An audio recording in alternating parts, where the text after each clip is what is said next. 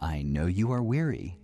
Perhaps you are lying there staring into the darkness, wondering when these anxieties will finally release their grip. But rest assured, you are not alone. I am here not to preach, but as a companion, to take your hand and lead you into a safe spiritual shelter.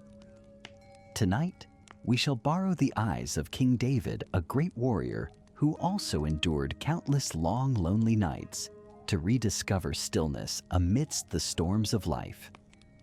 Let this ancient promise anchor your soul in this very moment. Come to me, all you who are weary and burdened, and I will give you rest. This is not merely a story, it is a healing therapy for your sleep. Before we begin, please press subscribe so that you may always find your way back to this place of peace whenever you grow weary. And now, let us perform a small ritual together. Take a deep breath in, and as you exhale, completely relax your shoulders. Tonight, you have permission to rest. Let us begin. The night is deep.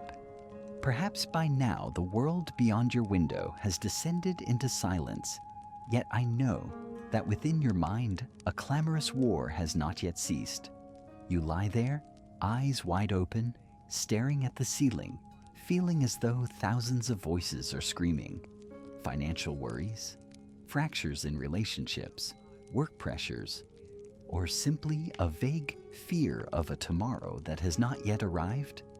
They all surround your bed like giant ghosts.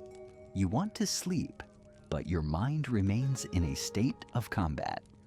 If you are feeling that isolation and siege, let me take you back in time, returning to the barren Judean wilderness of 3,000 years ago. Look closely. Under the pale moonlight, a man is fleeing. He is no stranger. He is David, the greatest king of Israel.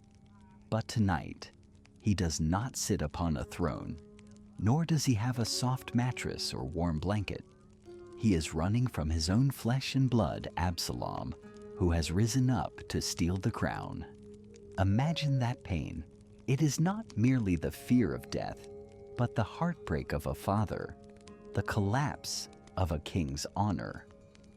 Surrounding him is not the melodious sound of harps, but the thundering footsteps of rebels. In his darkest moment, when despair threatened to swallow his reason, David uttered a heart-wrenching lament in Psalm 3:1-2. Lord, how are they increased that trouble me? Many are they that rise up against me. Many there be which say of my soul, there is no help for him in God. Do you see your own reflection in that ancient prayer? Many are they that rise up against me. For David, it was soldiers with swords and spears. But for you, what are the enemies tonight? Are they the mounting figures of debt? Are they the criticisms you heard this morning, now rising up in your head? Or more cruelly, is it the inner voice whispering, there is no help for him, that no one can help you, that you will fail, that tonight you will lie awake once more? This is the most fatal blow of insomnia and anxiety. It strips away hope.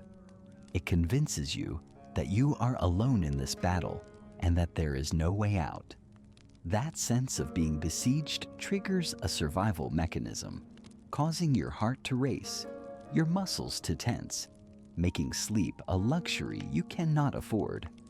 But right here, amidst the wilderness of despair, a miracle of perception occurred.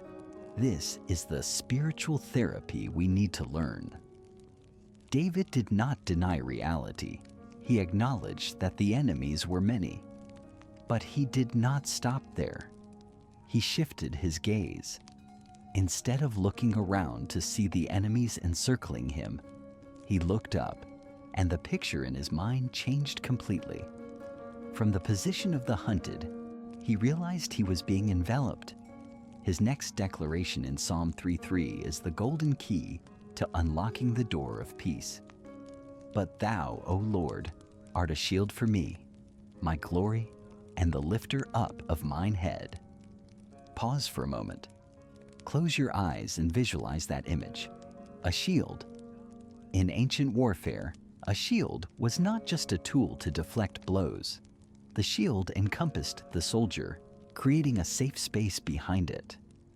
When David called God a shield for me, he was establishing a spiritual boundary. The arrows of anxiety may fill the sky, the growls of pressure may echo, but they cannot touch his soul. This is your healing turning point tonight. You do not have to hold up the world on your own. You do not need to stay awake to stand guard over your worries. Imagine a shield of divine light descending, covering your bed right now. Every worry about work, every trouble regarding family, every fear of the future, they all stop on the other side of that shield. In this safe space, there is only you and the Creator. He is the lifter up of mine head. When anxiety weighs you down, forcing your head to bow low onto your chest in despair, that invisible loving hand gently lifts your chin so that you no longer see the darkness at your feet, but the stars of hope above. His glory replaces your shame and insecurity. That is the power of a perspective shift. Sleep does not come when all problems vanish. Sleep comes when you realize that someone greater than every problem is shielding you. You are safe. You are allowed to be weak, allowed to relax your tense hands, because the great shield stands there in your place. The shift from the fear that many are they to the trust that thou art a shield is the foundation for the mind to begin letting go. But how does that trust translate into actual physical sleep? How can this tense body finally sink into a dream? We have built the spiritual shield together in the previous section. But, my friend, a shield means nothing if the warrior standing behind it still grips his weapon tight, eyes wide open, watching for the enemy. Protection only truly takes effect when you dare to perform a bold act. Lie down and close your eyes. This is the great paradox that King David enacted. Amidst the shouting of Absalom's rebellion, when his life hung by a thread, what did David do? He did not stay up all night plotting strategies. He did not pace back and forth in his tent with anxiety. He wrote in Psalm 3:5 a short verse that holds tremendous inner power. I laid me down and slept. I awaked, for the Lord sustained me. Let us slow down to feel the weight of this statement. I laid me down and slept. In the context of a life or death escape, the act of laying down is not laziness or apathy. It is an act of resistance against fear. It is a bold declaration before the enemy. I do not fear you, for the one who protects me is greater than you. For you who are tossing and turning tonight, what does laying down mean? It means accepting to take your hands off the wheel. We often suffer from insomnia because we believe that if we stay awake, we can control the situation. We believe that worrying about tomorrow will make tomorrow better, but that is a trap.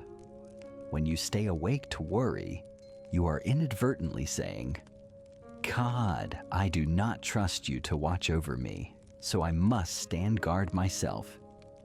David teaches us a lesson in profound humility. The world runs perfectly fine without your intervention for the next 8 hours. Imagine your bed tonight is not just a mattress and pillows, but the very hand of God.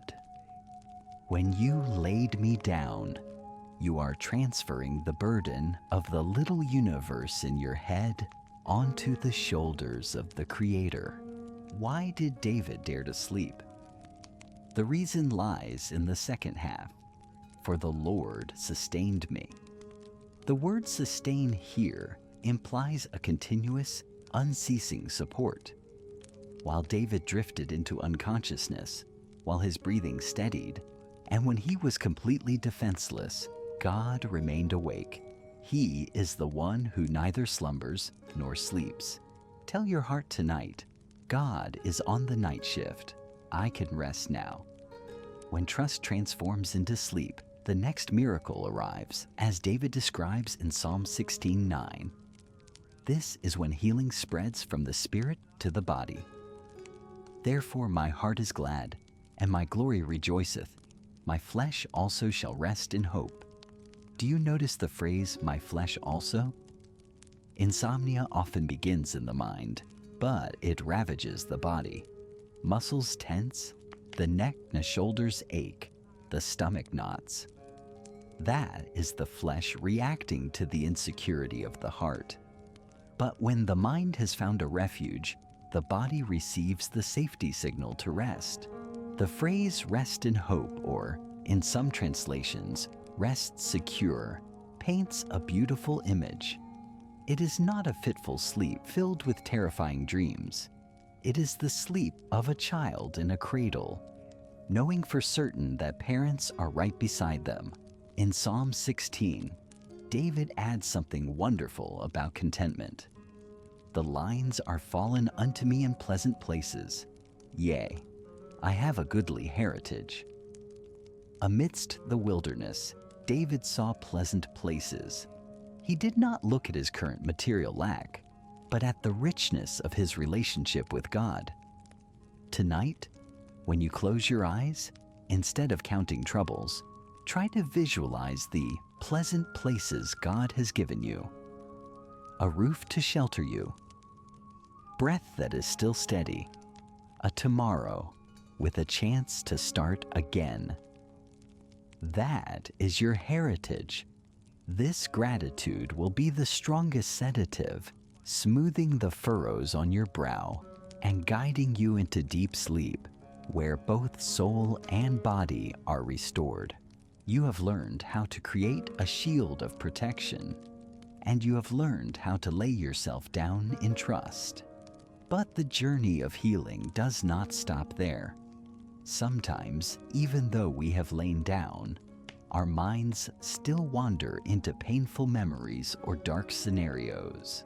So, how do we guide the mind from the valley of the shadow of death to green pastures? How do we navigate this chaotic stream of thought? We have navigated the tension of battle and the surrender of the body.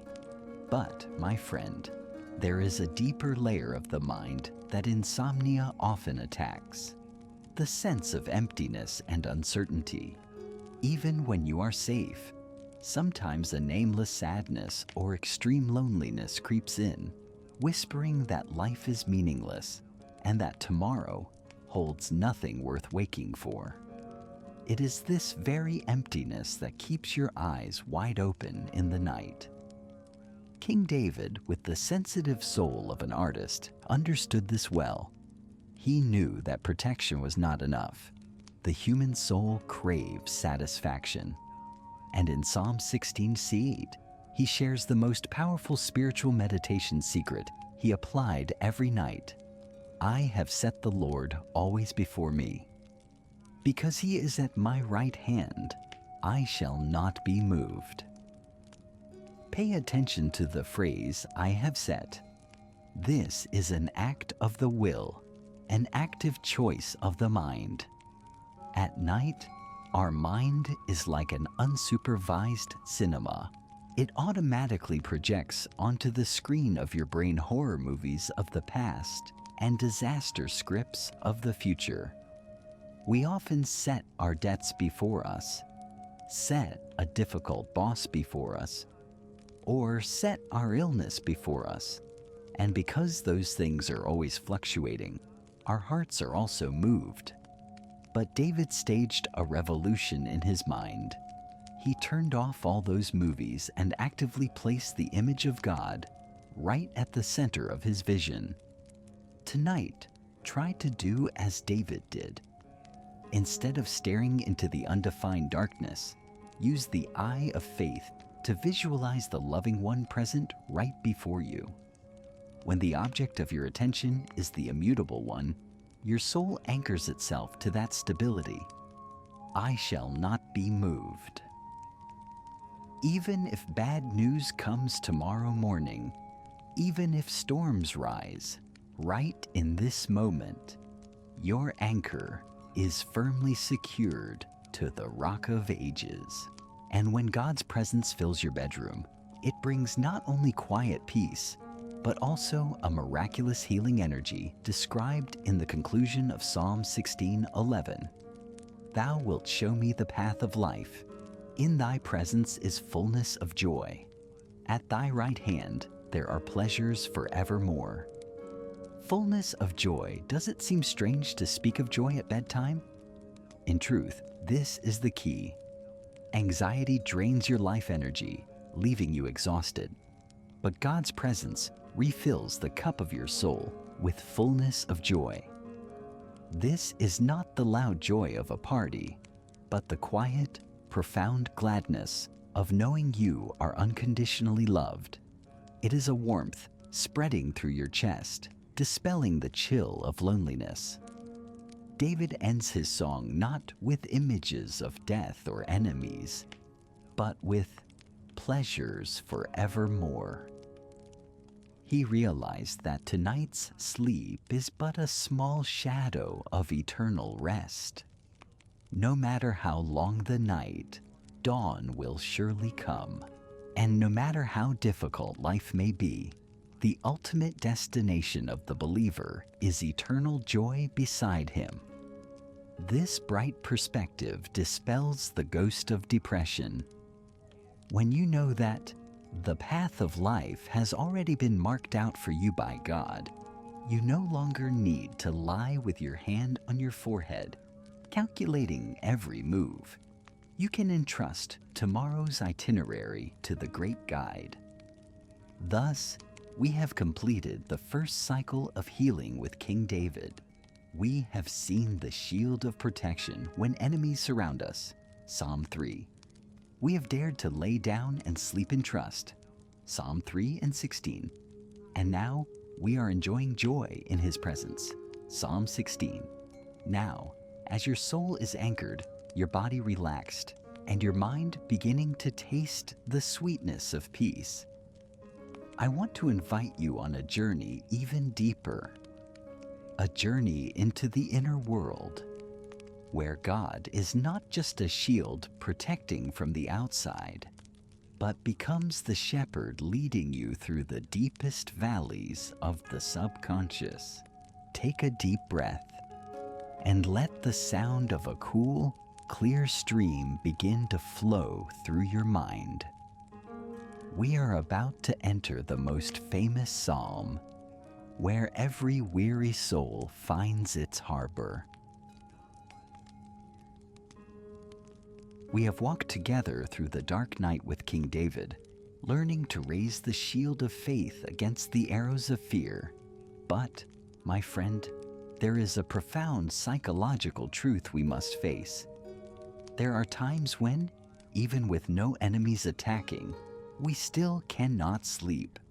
Why? Because our minds remain in a state of hunting. We hunt for answers for tomorrow. We hunt for approval, or simply for the desire to control everything. It is that invisible sense of lack that keeps our nerves taut as violin strings. And this is when David, who was a shepherd boy long before he became a king, brings us the greatest sleep therapy of all time. Close your eyes, take a deep breath, and listen to the healing declaration in Psalm 23:1. The Lord is my shepherd, I shall not want. I shall not want. My friend, Let this phrase seep into every weary cell of your body. Insomnia often stems from a sense of want of time, want of money, want of solutions. Your mind runs in circles because it thinks it must do something more to fill these voids. But David invites you to shift your perspective. He no longer sees himself as a powerful king. He sees himself as a small sheep. A sheep does not worry where tomorrow's grass will grow or if the stream will run dry. It only needs to know one thing: the shepherd is there. When you whisper, "The Lord is my shepherd," you are shedding the role of CEO of your life. You are handing over the operation of the universe to the Almighty. The inevitable result is you want for nothing. Right now on this bed, you have enough air to breathe, enough warmth to cover you, and enough grace to exist. This sufficiency is the most powerful natural sedative, soothing the hunger of the mind. When the mind accepts that it has enough, the body becomes ready for the next step. Observe how the shepherd cares for your sleep in Psalm 23:2. He maketh me to lie down in green pastures. He leadeth me beside the still waters. There is an incredibly subtle detail here that you must notice. He maketh me to lie down. David knew the nature of sheep well. Sheep are timid and anxious creatures. They will never lie down if they are afraid, if they are hungry, or if pests are pestering them. For a sheep to fold its legs and lie down, every condition around it must be perfect. Sometimes God must make us lie down. Perhaps your weariness tonight is not a punishment, but a loving invitation from the shepherd. He is saying, "You have run enough. You have held on too long. Lie down. I am here." Imagine your bed tonight transforming into green pastures, the color of life, of softness, of comfort. Feel the support of the mattress like thick grass embracing your weary back. No thorns, no stones, only endless serenity. And then he leads you beside the still waters. Why still waters and not a rushing stream? Because sheep fear the sound of rushing water. The roar of a waterfall panics them. The shepherd knows you need absolute silence to heal. Visualize your mind as a still lake. The ripples of anxiety are slowly fading. Your breathing becomes slow and steady, matching the rhythm of the still water. No rush, no noise. In this meditative space, you do not need to swim. You do not need to struggle. You only need to relax and let that stream of peace wash away the dust of a long day. This is deep rest, not just sleeping, but being restored. You are in the arms of the one who understands every beat of your heart, the one who knows how to calm your soul after the storms. But, my friend, good sleep comes not only from muscle relaxation. Sometimes we lie still, but the soul within is still wounded, fractured by past mistakes or unhealed heartbreaks. A quiet pasture is not enough if the soul is bleeding. Therefore, the shepherd does not only feed us and give us rest, he performs a task even more sacred: the surgery and healing of the soul. We shall explore this miraculous restoration in the next part. My dear friend, imagine you are lying on the gentle grass we created in the previous section.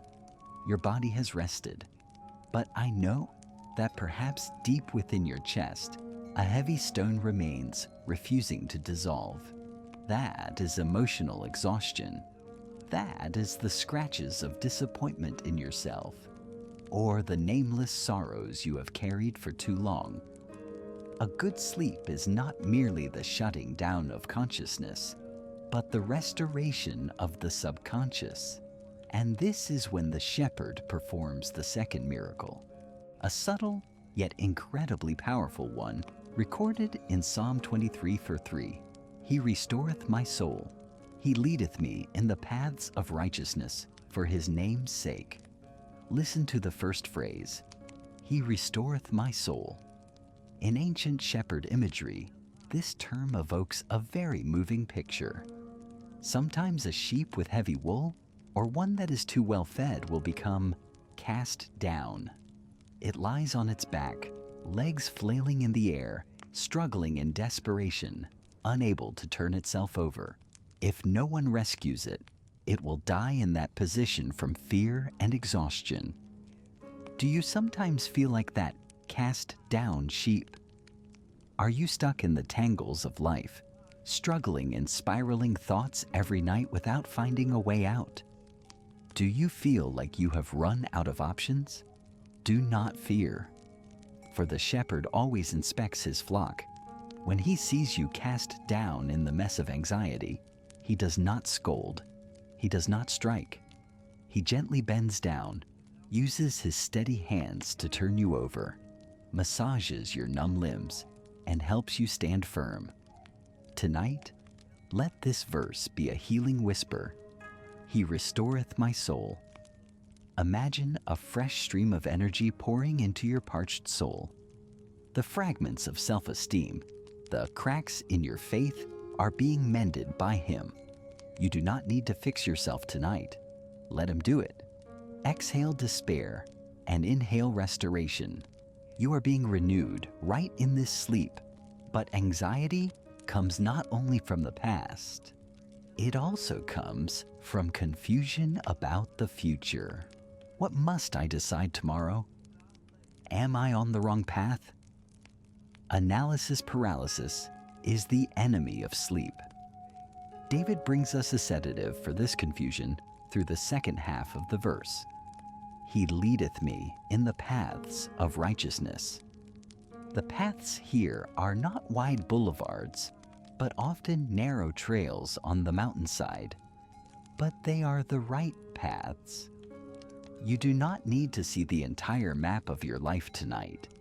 You do not need to know exactly where you will be in 10 years. You only need to know that the shepherd is going ahead, and he is leading you in the right direction. Cast off the burden of having to know it all. Peace comes when you accept the role of the follower. Tell yourself, I do not need to worry about tomorrow's crossroads. When I wake up, God will show me the next step. For now, my task is to trust and sleep. And the most wonderful thing, the guarantee for the best sleep, lies in the final phrase, for his name's sake. This is God's lifetime warranty. Why does he lead you? Why does he rescue you when you fall? Not because you are excellent, not because you are worthy, but because of his name. A good shepherd stakes his reputation on the safety of the flock. If a sheep is lost, it is a loss to the shepherd's honor. This liberates you from the pressure of perfectionism. You can sleep soundly because your safety depends not on your frail efforts, but on God's great faithfulness. He has promised to keep you, and he stakes his honor on keeping that promise. Thus, your soul has been restored with energy, and your mind has found a trustworthy guide. The burden of responsibility has been laid down, but life is not always green pastures. There will be times when that path of righteousness leads us through the darkest, coldest canyons. There will be nights when darkness is so thick you cannot see your own hand. That is when the most primal human fear rises. Fear of death, fear of calamity, fear of destruction. How could David still walk calmly with his head held high through the valley of the shadow of death without trembling? Where lies the secret of such extraordinary courage? Life is not always lush green pastures or murmuring streams. There are nights when you feel lost in a deep canyon where light cannot reach. It could be the pain of losing a loved one, the collapse of a career, or the dark depression swallowing the joy of living. The Bible calls this the valley of the shadow of death. But observe King David. When darkness descended, his heartbeat did not falter. He walked with an incredibly calm demeanor. In Psalm 23:4, he leaves us the secret to maintaining that extraordinary composure. Yea, though I walk through the valley of the shadow of death, I will fear no evil, for thou art with me. Thy rod and thy staff, they comfort me. There are 3 key phrases in this verse that will completely change how you view the night tonight. First, walk through. David did not say, I am stuck in the valley, nor did he say, I sit and weep in the valley. He is walking through. This means darkness is only a phase, not a destination. You are moving. You are advancing. Tell your heart, this insomnia, this anxiety, is just a tunnel. I am walking through it, and light awaits on the other side. Second, shadow of death. Ponder this. The shadow of a dog cannot bite you. The shadow of a sword cannot cut you. And the shadow of death can kill your soul. Darkness is only scary when we imagine it, but in essence, it is just a shadow. Do not let fear magnify the shadows on your bedroom wall into monsters. They have no real power over you. Third, and most importantly, the change in pronouns. For thou art with me. In the previous verses, in the green pastures, David spoke of God in the third person. He. But when entering the dark valley, David switched to direct address. Thou. This is profound psychology. Darkness creates intimacy. When it is light, you can see God from afar. But when it is pitch black, you must hold his hand tight. You must listen for his breath. Tonight, if you feel darkness, rejoice, for that is when God is closest to you. Close enough that his warmth dispels the chill of loneliness. And he does not come empty-handed. He carries thy rod and thy staff, the rod to drive away wolves, protecting you from calamity, and the staff to hook the sheep's neck and pull it back when it strays, keeping you from mistakes. His discipline and protection bring comfort, not fear. You are absolutely safe in those powerful arms. But David did not stop at merely surviving the darkness. He elevated faith to a level few dare to dream of, enjoying life right in front of the enemy. Hear the proud and jubilant declaration in Psalm 23:5. Thou preparest a table before me in the presence of mine enemies. Thou anointest my head with oil. My cup runneth over. This image is earth-shattering. The enemy's anxieties, pressures, sickness are standing around, growling, threatening. Logic suggests David should draw his sword to fight or flee. But no, God says, sit down and eat. God sets a lavish banquet right on the battlefield. This sends a powerful message. Your peace does not depend on whether the enemy disappears. You can enjoy joy, sound sleep, and abundance even when problems remain. Sleeping well tonight is how you feast in the face of anxiety. It is the sweetest revenge against the darkness. You refuse to fear and choose to enjoy God's grace. Thou anointest my head with oil. In shepherding, oil is applied to the sheep's head to soothe wounds and repel pestering insects. Tonight, let the anointing of the Holy Spirit soothe the thoughts buzzing in your head. And my cup runneth over. Not just enough, but abundant. happiness overflows the brim of the cup. Concluding the journey, having passed the pastures, the waters, the valley, and the table, David looks back. He no longer sees the ghosts of the past chasing him. He sees two most faithful bodyguards in Psalm 23:6. Surely goodness and mercy shall follow me all the days of my life, and I will dwell in the house of the Lord forever. Goodness and mercy shall follow me. The verb follow in ancient Hebrew implies pursuing. You do not need to run to find happiness. God's happiness and mercy are actively pursuing you. Even if you run away, His grace will still find you. And the final destination is not the grave, but the house of the Lord. As you close your eyes tonight, view it as a rehearsal for the eternal homecoming. You are in the Father's house. Outside, storms may rage, but in the house there is only warmth, the glow of the fire, and undying love. Exhale gently. The journey of Psalm 23 has closed, but the echo of peace remains. You have bathed in the cool stream, been anointed for healing, and feasted in victory. Now, as your soul is satisfied, you need an even stronger refuge to face the tremors of the times. When the earth shakes and the mountains tremble, where will you hide? My dear friend, we have just stepped out of the green pastures and beside the still waters.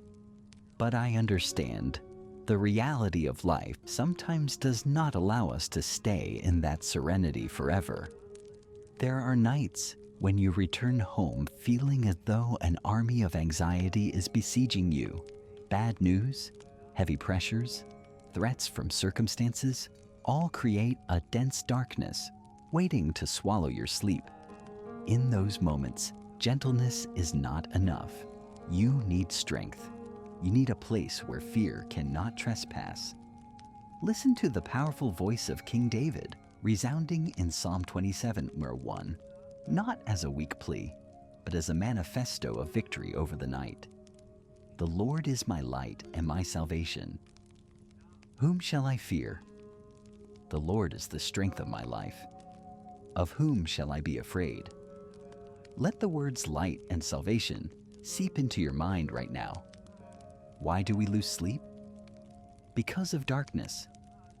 Not just physical darkness when the lights go out, but the darkness of not knowing what tomorrow holds, not knowing how to solve a problem. Ignorance breeds fear.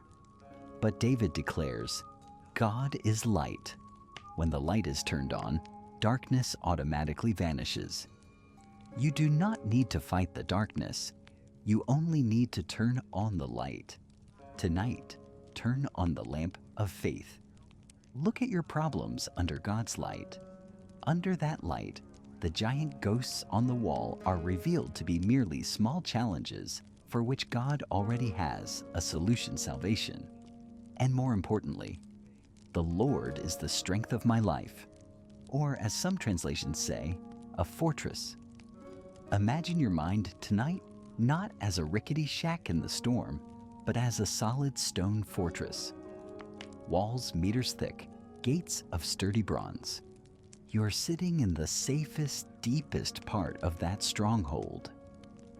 When you establish this position, the question, whom shall I fear, becomes a proud challenge. Anxiety? Insomnia? They are merely screamers outside the city gates, completely powerless against the protection of the Most High. But David did not stop at theory. He places us in the most terrifying hypothetical situation to test this faith. In Psalm 27:3, he writes, Though an host should encamp against me, my heart shall not fear. Though war should rise against me, in this will I be confident. Though an host should encamp against me. Perhaps your host tonight is a pile of unpaid bills, legal troubles, or illness besieging your body. They camp right next to your bed, You hear the clashing of swords and spears, the noise of anxiety in your head.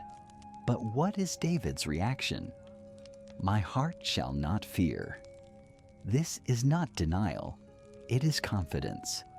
The phrase, "in this will I be confident," hints at a secret. What is this? It is what he reveals immediately after in verse 4. To behold the beauty of the Lord. The therapeutic secret here is focus. When besieged, human instinct is to look at the enemy. The more you look at the difficulty, the bigger it gets. David chose to look at the beauty and strength of God inside the fortress. Tonight, if war breaks out in your head, practice this exercise. Do not try to chase the enemy away. Turn your back on them and look at the fortress. Contemplate God's faithfulness in the past. Remember the times He rescued you. This confidence will be like a gentle sedative lulling your racing heart to sleep. You are safe. This wall has stood firm for thousands of years. It will not crumble tonight. You can sleep soundly within the protection of the fortress of life. However, there are times when the threat comes not just from an enemy, specific people or circumstances, but from cataclysms that shake the very foundations of life we thought were eternal. When the earth shakes and mountains fall into the sea, when what we trust most collapses, will this fortress still stand? We need an assurance at a cosmic level, and Psalm 46 will open a majestic vision of a refuge amidst the apocalypse. My dear friend, there are nights when we lose sleep not because of a specific worry, but because of a terrifying sense of instability, a feeling as if the ground beneath our feet is sinking. These are the phases of existential crisis. When you lose a job after decades of dedication, when you receive a terrible medical test result, or when a relationship you believed was forever suddenly shatters. That is when the mountains in your life collapse. In that moment of extreme panic, the human mind often seeks a fulcrum. And the authors of Psalm 46 defined the safest shelter in the universe in Psalm 46.1. God is our refuge and strength, a very present help in trouble. Pay attention to the phrase, a very present help. When tribulation strikes, our greatest fear is, where is God? Why is He silent? The feeling of abandonment multiplies the pain. But this verse affirms, He is not far away. He is not a deity sitting on high clouds looking down. He is present. He is right here, right at the scene of the rubble. He is present right in your bedroom that is shrouded in anxiety. This presence turns Him into a refuge. Imagine a fortified underground bunker while bombs are exploding above. You enter it and close the door. The outside world may be collapsing, but inside the bunker you are safe. But the magnitude of the disaster described in Psalm 46, 2-3 truly makes us shudder, and it is precisely what highlights the power of faith. Therefore will not we fear, though the earth be removed, and though the mountains be carried into the midst of the sea, though the waters thereof roar and be troubled, though the mountains shake with the swelling thereof, though the mountains be carried into the midst of the sea. To the ancients, mountains were symbols of eternity and immutability. If even mountains collapse, what is left to trust? Relate this to yourself tonight. What is your mountain? Is it your savings account? Is it your social status? If tomorrow all those things are carried into the midst of the sea, could you still sleep? The biblical answer is, therefore will not we fear. This is the pinnacle of spiritual therapy. Peace does not come from ensuring that mountains will never fall. Peace comes from knowing that, even when mountains fall, we still have a place to stand. God is greater than the mountains. God is greater than the roaring waters. Imagine you are standing in a giant lighthouse amidst a sea storm. Waves crash against the base. Foam sprays white. The wind howls. The whole world seems to be going mad. But you are standing high above, inside the glass shield of the lighthouse. You see the storm. You hear the roar. But you remain dry and warm. That is the position of the believer. You do not deny the reality that life is difficult. The storm is still blowing, but you refuse to let that storm invade your soul. Tonight, practice this anchoring exercise. When you feel waves of anxiety crashing in money, health, future, visualize them as waves crashing against the base of your tower of faith. They come, they crash, and they break into foam. But the tower, which is God, stands tall and unshaken, and you are inside him. The stronger the external shaking, the greater the need to find internal stillness. How can we find a space of absolute silence to listen to God's voice amidst the roar of troubled waters? There is a gentle river flowing right through the city of God, in stark contrast to the raging sea outside. And there is a divine command that helps pause all time and space, guiding you into immediate deep sleep. We will explore the off switch for all anxiety in the conclusion of this chapter. After the thunderous roar of the shaking earth in the previous verses, suddenly, an extraordinarily quiet space opens up. David and the sons of Korah take us away from the stormy coast to enter the center of the holy city. Here, there is no raging, salty seawater, only a sweet, gentle stream described in Psalm 46, verse 4. There is a river, the streams whereof shall make glad the city of God, the holy place of the tabernacles of the Most High. There is a river. Close your eyes and visualize this contrasting image. Outside the city walls, the world is upside down, mountains are collapsing, but inside, the river flows steadily. This water does not rush, it makes no noise, yet it brings life and gladness. Your soul is the city of God. No matter how chaotic life is outside deadlines, pressure, bad news deep within your spirit, there is always a river of peace of the Holy Spirit flowing. It has never stopped flowing. Only the noise of anxiety has made you forget its gentle murmuring sound. Tonight, change the channel of your attention. Do not listen to the sound of the waves out there anymore. Listen to the river inside. Why is this river so peaceful? The answer lies in Psalm 46:5. God is in the midst of her. She shall not be moved. God shall help her, and that right early. She shall not be moved. Do you remember in the previous part where the earth be removed and mountains shake?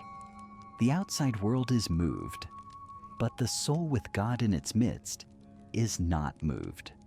This is the fundamental truth of a good night's sleep. You do not sleep because the world is in order. You sleep because your soul is in order. And the promise, that right early, is a gentle reassurance. The night may be long, but God's help always arrives on time. Dawn will surely break. You do not need to stay awake to urge the sun to rise. Sleep peacefully and let God handle the helping by morning. And now, to end every battle in the mind, to extinguish every noise of fear, God Himself speaks. This is not advice. It is a royal command, a command with the power to stop every storm. Let every word in Psalm 46:10 sink deep into your subconscious right now. Be still and know that I am God. I will be exalted among the heathen. I will be exalted in the earth. Be still. In the original Hebrew, this word is rapha, which means drop your hands, relax, cease striving. The image here is of a warrior gripping his sword, muscles tense, ready to fight, and God comes, places a hand on his shoulder and says, Rapha, let go. Relax your muscles. You do not need to fight this battle. I will fight it for you. What are you gripping tight tonight? What are you straining to control? Your body is tense because you fear that if you let go, everything will collapse. But God says, be still. This is the stop button for the mind. Practice it right now. Take a deep breath, and as you exhale, say in your mind, I let go. Relax your forehead, relax your shoulders, relax your hands. Why do you dare to let go? Because of the second half of the verse. And know that I am God, not hope that I am God, or think that I am God, but know. A certainty without doubt. Because I am God, you do not need to be God. Because I am God, you can simply be a child. Because I am exalted in the earth, your small problem lies safely in the palm of my hand. When you accept the command, be still, peace is no longer a vague feeling, but becomes a physical state. Heart rate slows, breathing deepens. Darkness is no longer an enemy, but becomes a soft blanket that God tucks over his beloved child. Thus, we have found the refuge. Even if the heavens and earth collapse, you are safe in God's fortress, beside the river of peace. However, there is another poison that often creeps into sleep that safety alone cannot solve. That is bitterness. It is the feeling of resentment when seeing the wicked prosper while you suffer loss. The injustice of life is often the sharpest knife cutting through sleep. How do we let go of resentment? How do we find forgiveness and justice for the soul? King David will take us to a special spiritual court in the next chapter, where every grievance is heard and healed.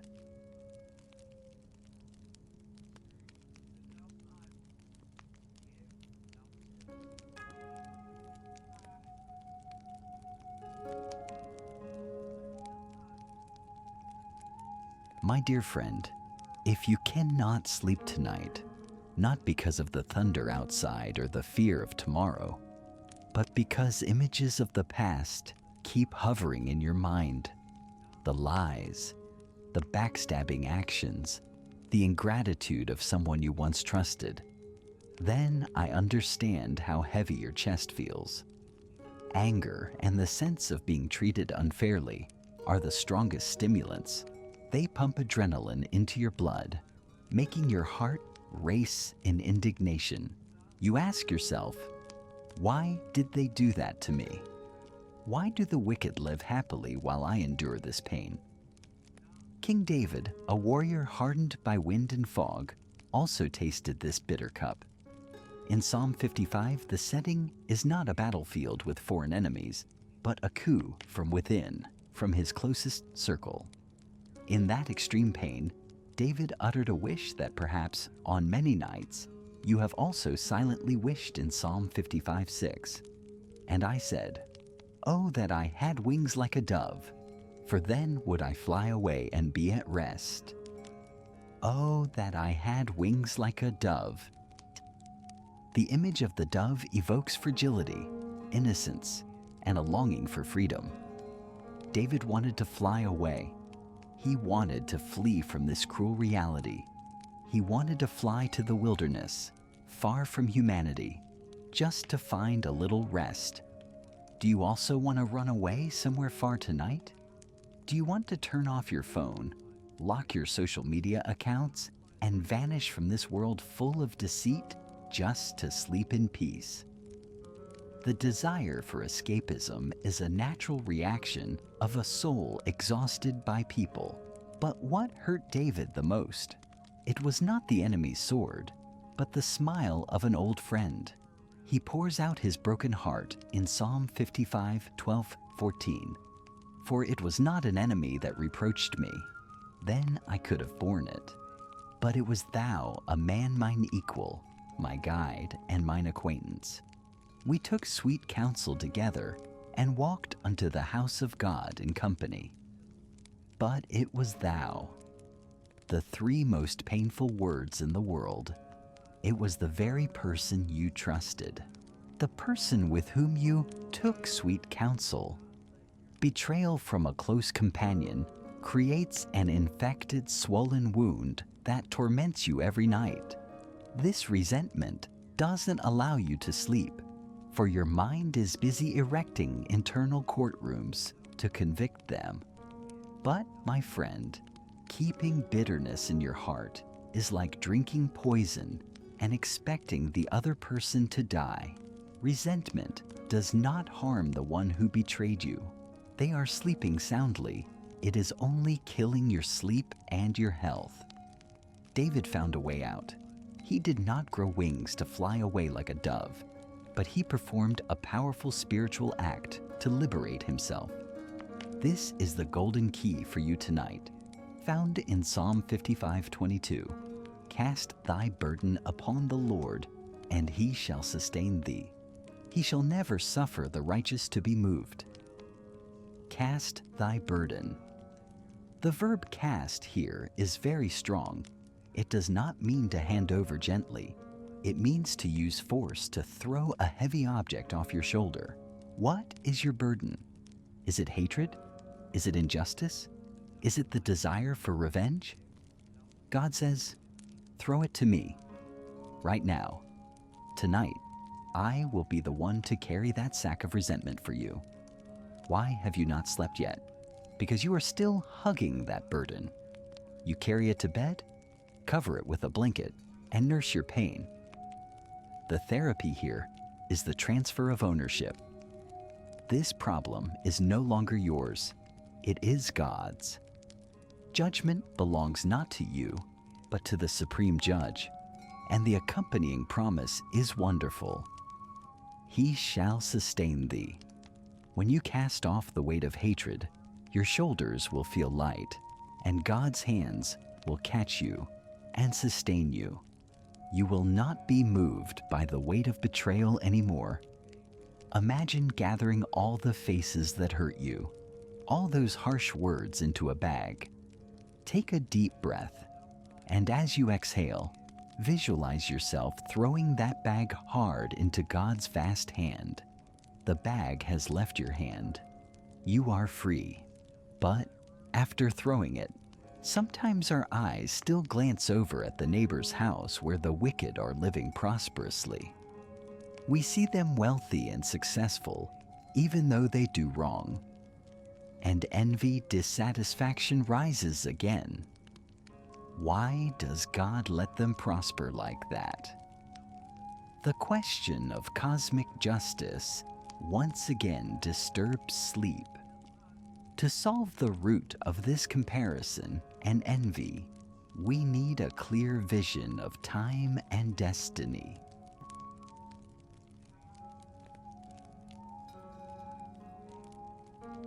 My dear friend, after casting off the burden of personal hurt in the previous part, perhaps your mind is still entangled with a stinging question.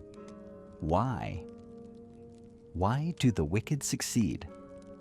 Why are the deceitful rich, while you, living honestly, struggle? The injustice of modern society is right before your eyes, on the news, in the workplace. This feeling of losing out creates a restlessness, a fretting that keeps you from lying still. You toss and turn because you feel this life is truly irrational. King David, though a king, also faced powerful and wealthy wicked men. He understood the temptation of comparing himself to them, and in Psalm 37, he writes a wonderful psychological prescription to soothe this heat. Listen to the opening advice in Psalm 37, 1-2. Fret not thyself because of evildoers, neither be thou envious against the workers of iniquity. For they shall soon be cut down like the grass, and wither as the green herb. Fret not thyself. The root word for fret in ancient Hebrew implies to burn or to get hot. Envy and resentment increase the temperature of your body and mind. It burns up the reserve energy meant for recovery during sleep.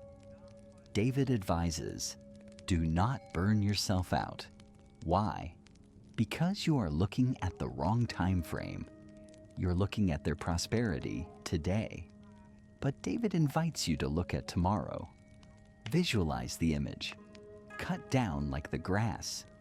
Weeds grow very fast, lush and green, taking over the garden after just one rainy night. They look strong and full of life. But grass has no deep roots, and its fate is to be cut down and wither under the harsh sun. The success of the wicked is the same. It is flashy, but short-lived. It is the green herb of today, but the dry grass of tomorrow. Tonight, when you think of those who do wrong, yet still enjoy pleasure, whisper to yourself, they are just grass. Do not envy the grass. I am a cypress, a cedar planted by the water. This shift in perspective from the moment to eternity will help cool down your mind immediately. But how can we maintain that calmness when injustice still happens before our eyes every day?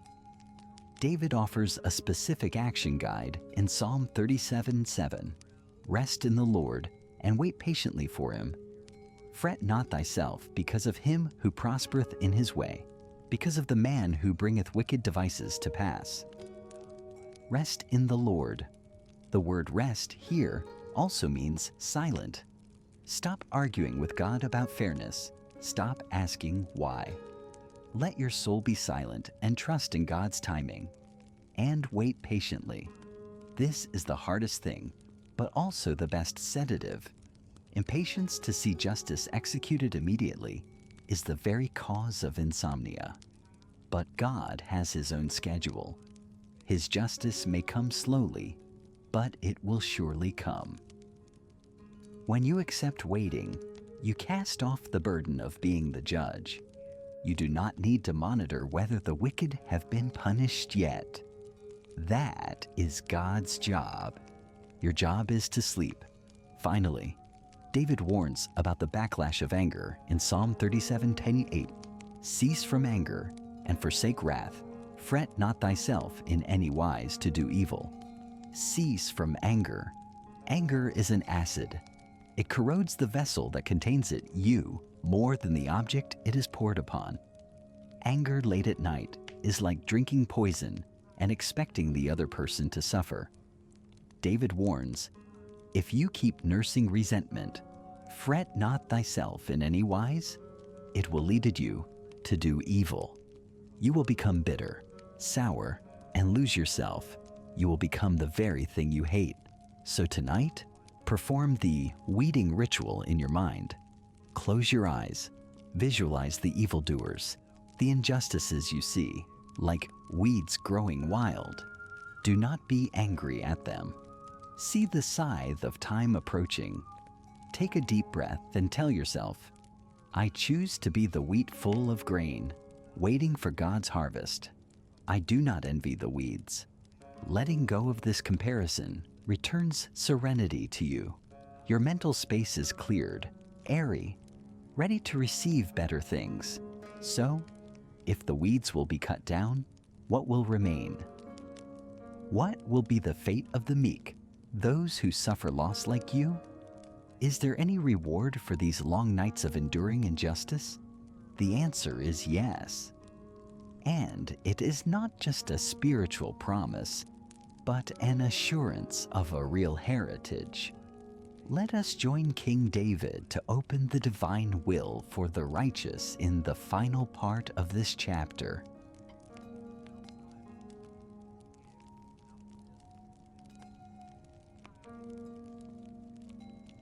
my dear friend, perhaps you have heard the world say, "To be meek only is to lose." In a clamorous world, where people fight for every inch of advantage, where the loud often prevail, your silent patience may seem like frailty. You lie awake at night, wondering, is my choice to live honestly merely foolishness? King David, once a mighty warrior, yet the humblest of men before God, brings you a paradoxical but powerful commitment in Psalm 37:11. But the meek shall inherit the earth and shall delight themselves in the abundance of peace. The meek.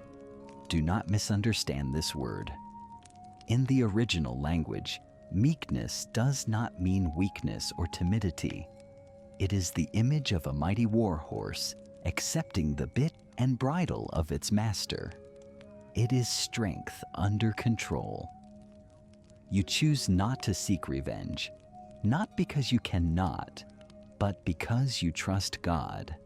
That is extraordinary inner strength. And what is the reward? Inherit the earth, while those who grasp may possess temporary lands only to lose them. The meek are the true masters of life. But the treasure more precious than land, the very thing you need most tonight, is the abundance of peace. Not just a measure of peace, but an abundance, an overflowing river of peace, washing away every worry. This is the sound sleep of a clear conscience. The wicked may sleep on piles of money, but they cannot purchase this peace. You may not be as materially wealthy as they are, but tonight, you are wealthy in rest. Enjoy that priceless heritage. But I know to maintain that meekness, your heart has endured many wounds. You have swallowed your tears. You have felt lonely when the world seemed to turn its back on your pain. Does anyone hear your silent weeping every night? The answer lies in Psalm 34:17. The righteous cry, and the Lord heareth, and delivereth them out of all their troubles. The Lord heareth. This is the most important validation for the soul. You do not cry into the void. Every tear rolling down your pillow tonight is noted by the Creator. He listens not merely as an observer, but as a deliverer. And the pinnacle of comfort, the verse that can touch the deepest, most painful place in your heart, is Psalm 34:18. The Lord is nigh unto them that are of a broken heart, and saveth such as be of a contrite spirit. The Lord is nigh. When is God closest to you? Not when you are strong, successful, or standing at the peak of glory. He is closest when you have a broken heart.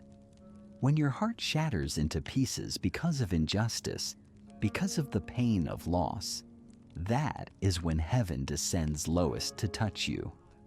Visualize this. God is not standing afar watching you suffer. He is sitting right at the edge of your bed, leaning down so close, close enough to bandage your bleeding spiritual wounds. Brokenness is not the end. In God's hands, it is the beginning of healing.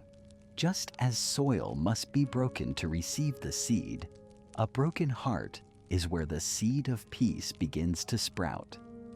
Tonight, you do not need to try to be strong. You do not need to pretend you are okay. Just bring that broken heart to God. His gentle presence will fill the cracks with unconditional love. Thus, the burden of resentment has been lifted. We have cast betrayal onto God, Psalm 55. We have ceased envying the wicked, Psalm 37. And now we receive comfort for the broken heart, Psalm 34. Your soul is now light, as if washed clean of the world's dust. You are ready to sleep.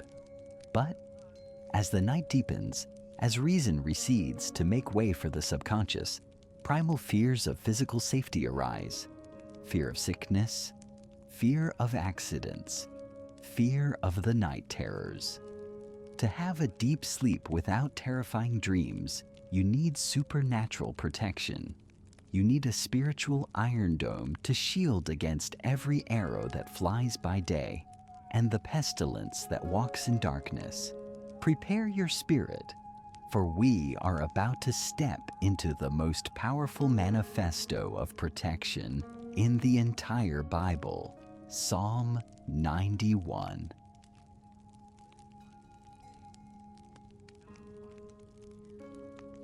My dear friend, we have traveled a long journey to heal the wounds of the heart.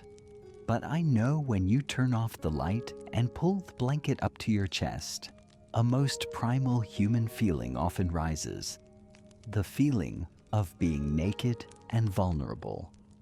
In the dark, we feel small before the vast universe filled with invisible dangers.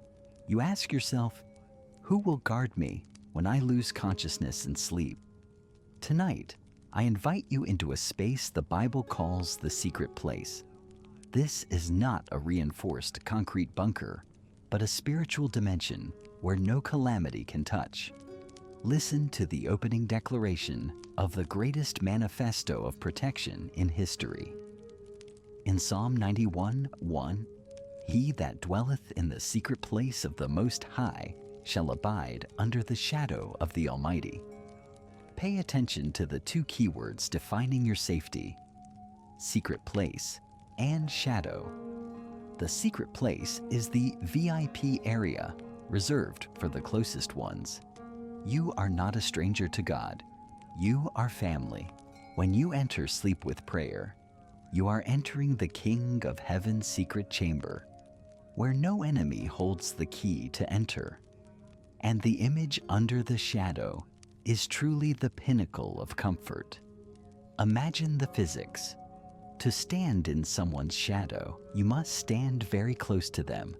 You cannot stand kilometers away and expect to be shaded by their shadow. Therefore, the condition for protection is intimacy.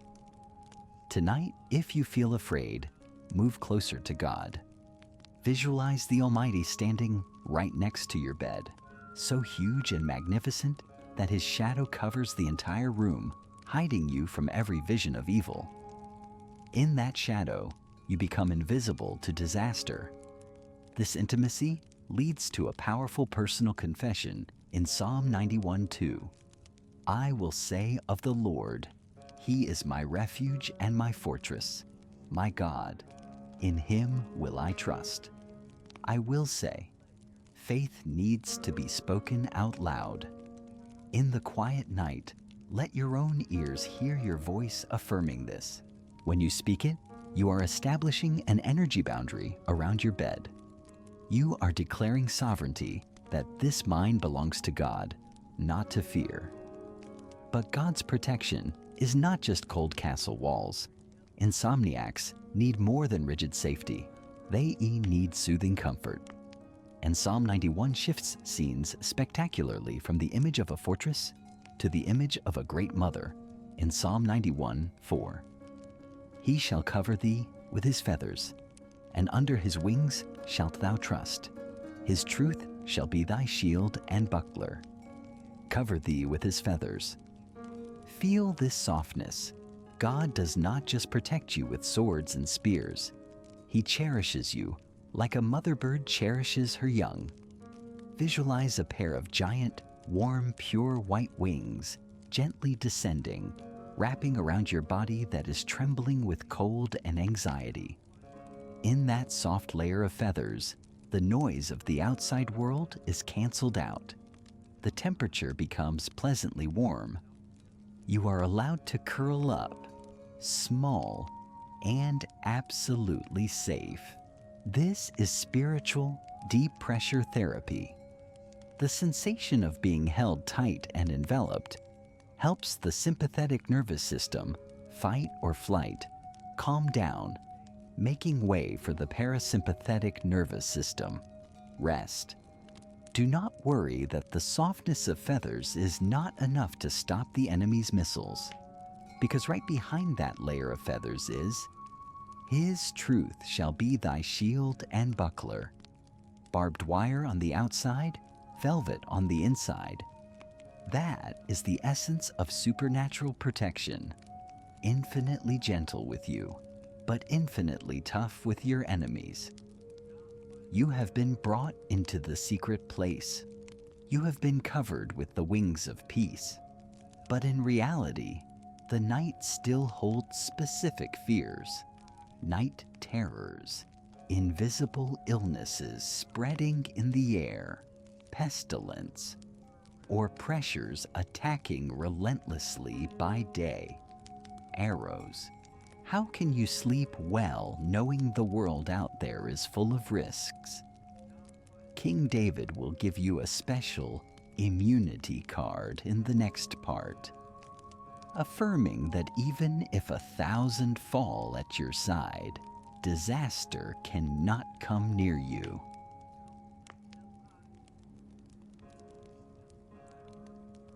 We have entered the fortress. We have named God as our refuge. But the human mind, with its harsh survival instinct, still refuses to rest quiet. A whispering voice of doubt echoes in your head. Okay, God is a fortress, but can it stop the invisible things? Viruses hovering in the air? Accidents falling from the sky? Traps that the naked eye cannot see? That is when anxiety shifts from a vague state to specific scenarios of horror. To address this deep layer of fear, Psalm 91 offers no vague promises. The author, like a surgeon of the soul, goes straight to the tumor of fear with a steel affirmation starting with surely. Surely he shall deliver thee from the snare of the fowler and from the noisome pestilence. Visualize the snare of the fowler. It is skillfully camouflaged, placed where the bird thinks it is safest. In modern life, this is a metaphor for unexpected troubles, a financial scam, a betrayal, or a legal issue crashing down when you are off guard. And the noisome pestilence is humanity's greatest obsession in recent years. The fear of health fragility, of the frailty of this flesh and blood body, is often the main reason you toss and turn at 3 a.m. But this verse acts as a potent sedative because of its absolute nature. Surely he shall deliver thee. Not maybe, not hope, but a cosmic guarantee. When you close your eyes, visualize God as a father walking ahead, dismantling every trap on your life's path and sweeping away the polluted atmosphere around your bed, restoring purity to every breath. And immediately after that strength, Psalm 91 shifts abruptly to an image gentle enough to melt anything, an image with the power to soothe every childhood wound and adult loneliness. He shall cover thee with his feathers, and under his wings shalt thou trust. His truth shall be thy shield and buckler. Cover thee with his feathers. From the image of a mighty warrior, God appears as a great mother bird.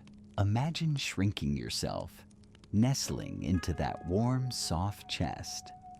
The feathers not only shield you from wind and rain, but also isolate you from the cold indifference of the world. In that embrace, your heartbeat automatically synchronizes with the peaceful rhythm of the Creator. But this gentleness is not weakness. Immediately after, the soft feather turns into tempered steel. His truth shall be thy shield and buckler. In cognitive behavioral therapy, CBT, we learn to fight distorted thoughts with truth. Here, the Bible elevates it to a spiritual weapon. When fear says, you will get sick and die alone, the shield of truth blocks it. No, life and death are in God's hands, and he loves me to the end.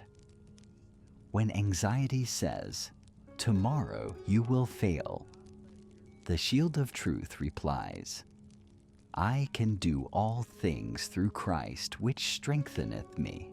Tonight, visualize the truth, not as an abstract concept, but as a shield of brilliant golden light placed before your chest, repelling every shadow of deception trying to invade your dreams. And when that shield is erected, you receive the ultimate power of the protected, the power of no fear. Thou shalt not be afraid for the terror by night, nor for the arrow that flieth by day. The terror by night. These are nightmares, sleep paralysis, the causeless panic upon waking.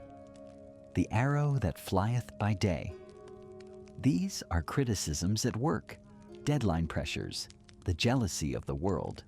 The Bible does not say the arrow will not fly or that the night will vanish, but it says, "Thou shalt not be afraid." This is the liberation of the mind. You can sleep soundly, right in the eye of the storm, not because the storm has passed, but because you know you are in an impenetrable armored vehicle. The arrow may fly, but it will shatter upon touching the shield of truth. The night may cover all, but it cannot extinguish the light under his wings. This state calmness amidst danger is the pinnacle of Christian meditation. It is when your brainwaves shift from beta, stress, to alpha and theta, deep relaxation, allowing the body to heal itself and regenerate energy. You are no longer fighting. You have entrusted the battle to the keeper of the city. But the journey into deep sleep is not over. The human mind sometimes still asks one final question, a question full of comparison and concern for destiny. What if disaster happens on a large scale? If thousands fall around me, am I truly exempted? To answer this survival concern and to guide you into absolute serenity regardless of the world's chaos, we must step onto the highest peak of the promise in Psalm 91, where the angels appear.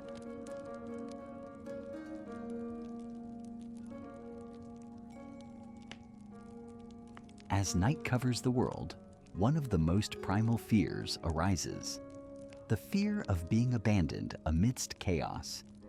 You witness news of global crises, economic downturns, or spreading sickness, and you wonder, who am I to hope for safety when so many others are falling?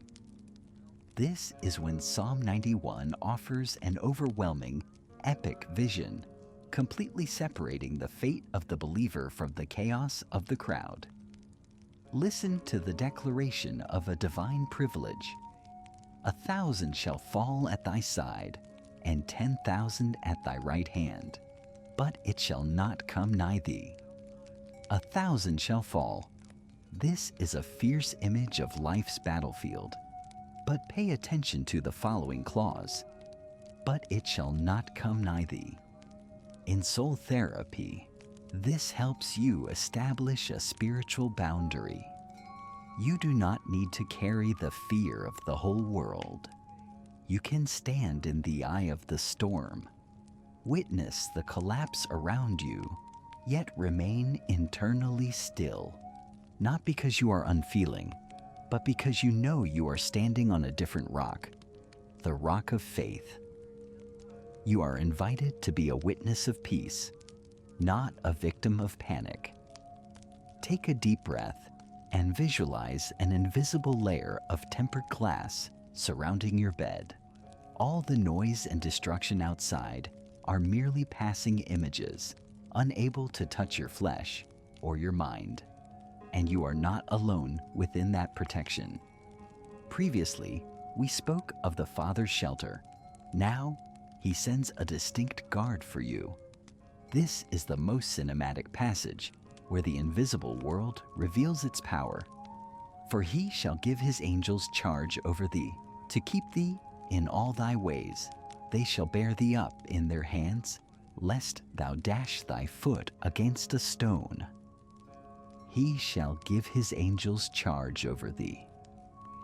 Let your imagination soar. In this dark room, at the four corners of your bed, it is not empty space, but the presence of majestic warriors of light. They take orders directly from the Most High to do one thing: watch over your sleep. The image "bear thee up in their hands" evokes absolute cherishing. Why must they do this?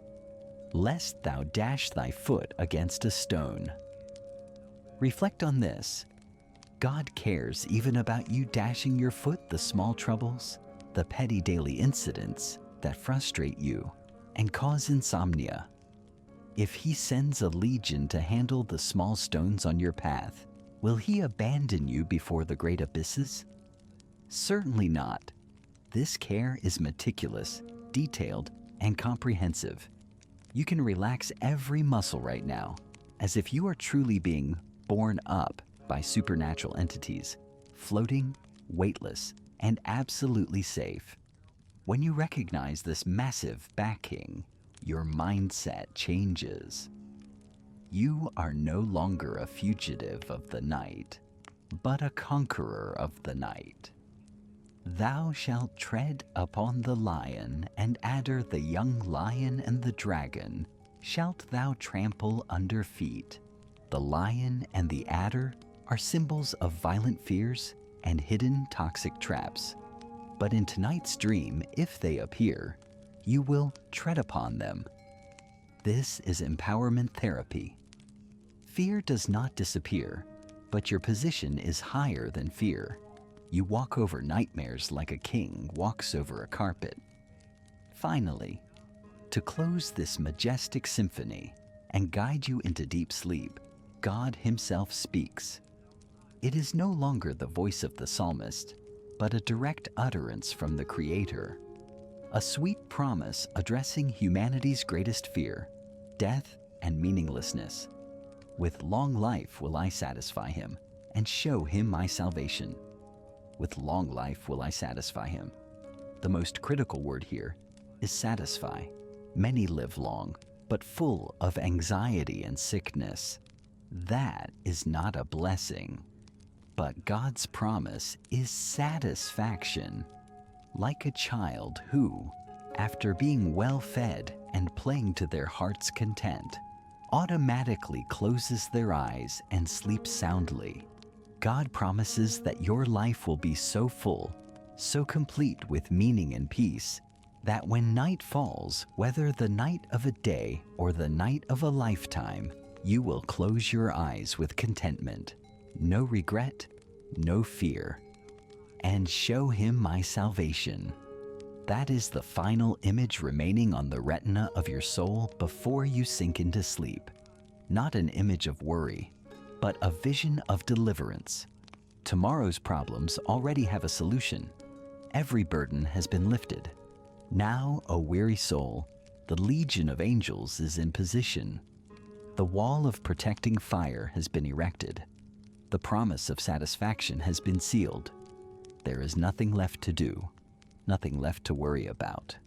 Let your body sink deeper, deeper still into the cradle of eternal peace. Psalm 91 has closed the door of fear, but to ensure this sleep is guarded through the long night, to ensure your soul feels watched over even when consciousness has faded, we need a watchman who never slumbers. And that is where Psalm 121 will receive you in the next chapter.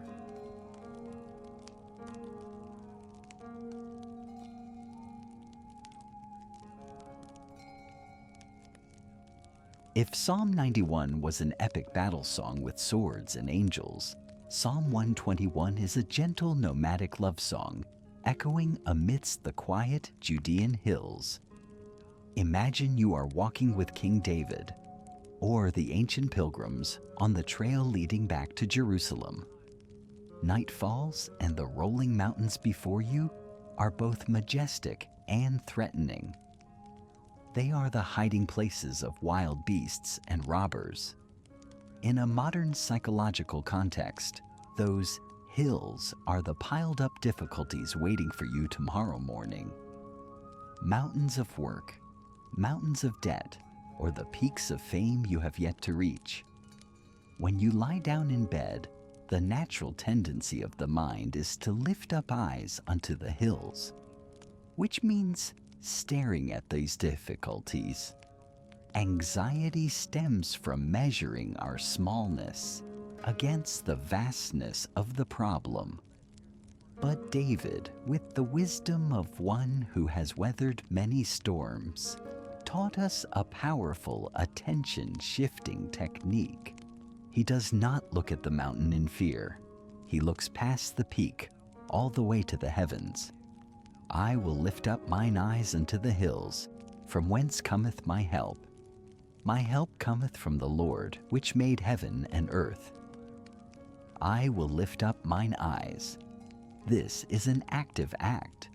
Do not let the eyes of your soul remain glued to the ceiling or the phone screen. Close your eyes and lift them up in your spirit. When you determine that my help cometh from the Lord, you are performing a revolution in your mindset. You no longer expect help from people who are fragile and changeable, nor do you rely on luck. You place your trust in the maker of heaven and earth. Reflect on this scale. If he created the billions of stars shining out there, if he drew the horizons and controls the tides of the ocean, what is your insomnia or worry tonight compared to that power? It is but a speck of dust in the palm of his hand. This awareness shrinks your problem, making room for a great peace to flood in. But the miracle of this passage, the true sedative for insomnia, lies in the following verses. This is the answer to the anxious person's most agonizing question. If I sleep, who will handle things? If I let go, will my world collapse? He will not suffer thy foot to be moved. He that keepeth thee will not slumber. Behold, he that keepeth Israel shall neither slumber nor sleep. He will not suffer thy foot to be moved. On a night mountain trek, a slip can lead to the abyss. In life, the fear of slipping, fear of mistakes, fear of failure makes us tense our muscles even when resting. But the promise here is active keeping. He is holding your heel. You can relax those legs that are cramping from tension. And here is the golden key of sleep. He that keepeth thee will not slumber. In Hebrew, the word keepeth is shemer, a watchman, a vineyard guard, a gatekeeper of the city. Visualize this. The universe operates in shifts. The day is your shift. You worry, you work, you fight. But when night falls, it is God's shift. Insomnia often comes from trying to do God's job. We try to stay awake to watch over our world, while the body demands rest. But the Bible affirms, God never slumbers and never sleeps. Why must you stay awake when the ruler of the universe is awake for you? Two people staying up to watch over one problem is redundant. Whisper to yourself, God is awake so I can sleep. He does not need my help to stand guard tonight. This is the great liberation of surrender. Imagine you are handing over the keys of your worries, the keys of tomorrow, the keys of safety to this great watchman. He receives them with eyes that are bright, alert, and full of authority. He signals to you, it is time. Go to sleep. A sensation of lightness begins to spread from the crown of your head to your heels. No more pressure to be alert, no more burden to control. Only absolute trust in the eyes that never close. When you have accepted letting God take the night shift, your mind begins to slacken and your breathing becomes smoother. But for sleep to be deep and uninterrupted by external factors or sudden emotional shifts, we need even more specific protection, a shade, to shield the soul from the harshness of both the sun by day and the moon by night. And that is when the watchman draws closer, becoming a cooling shadow, covering you in the next part of Psalm 121.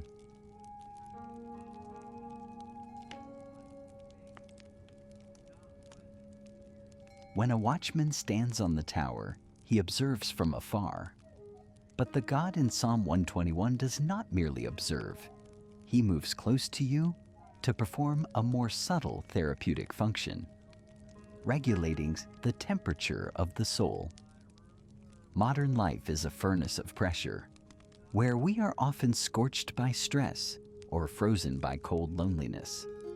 To sleep well, the soul needs an ideal temperature, the temperature of mildness and safety. Listen to this subtle shift in position. The Lord is thy keeper. The Lord is thy shade upon thy right hand. The Lord is thy shade. In ancient Eastern culture, amidst the scorching desert sun, shade was more precious than gold. It is life. It is rest. It is recovery. When the Bible says, God is the shade upon thy right hand, it implies an intervention in your capacity to act. The right hand symbolizes strength, skill, and work. For the modern person, this is a message of relief from burnout. Perhaps your right hand is weary from holding a computer mouse, from signing papers, from carrying responsibilities all day long.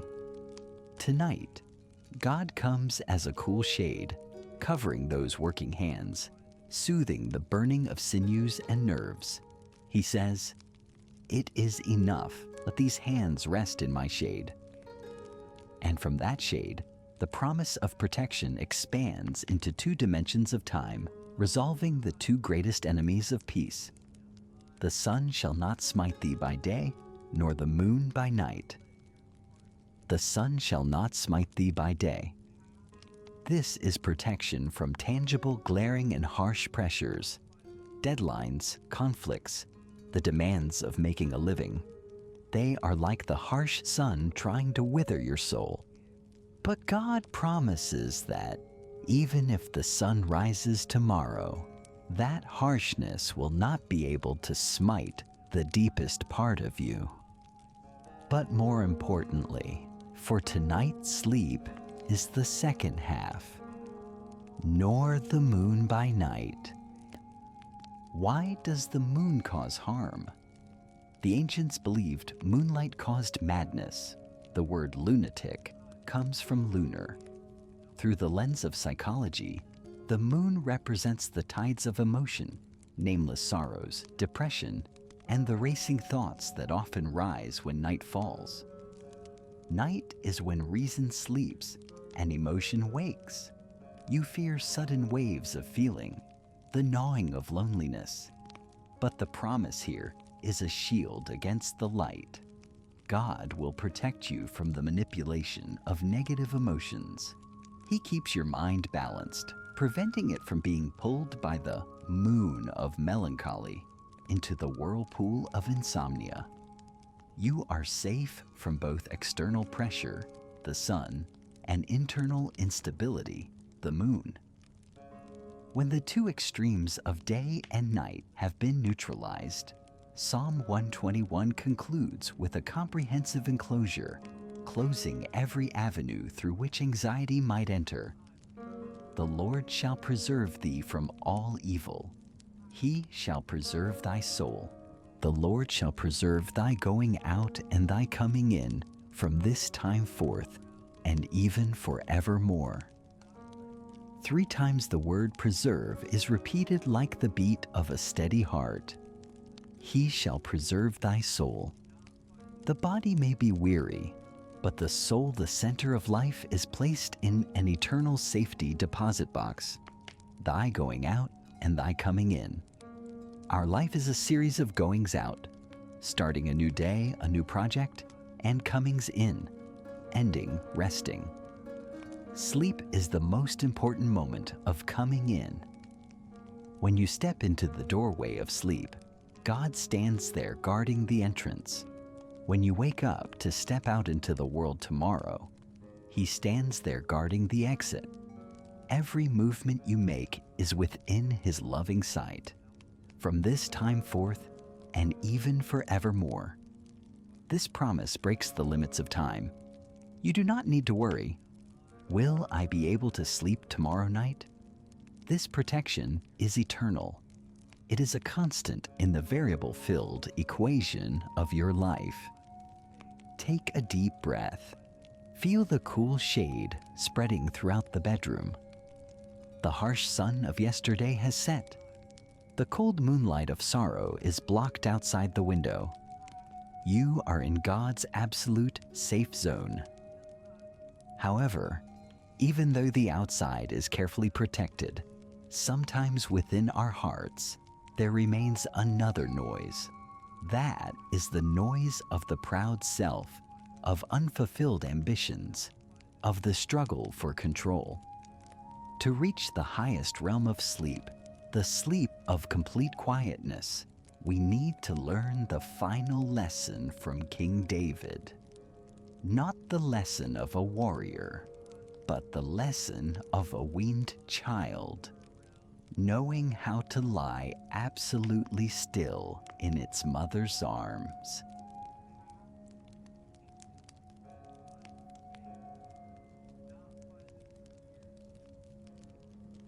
Even though God has promised to keep watch, and even though the shade has covered us, sometimes sleep still does not come.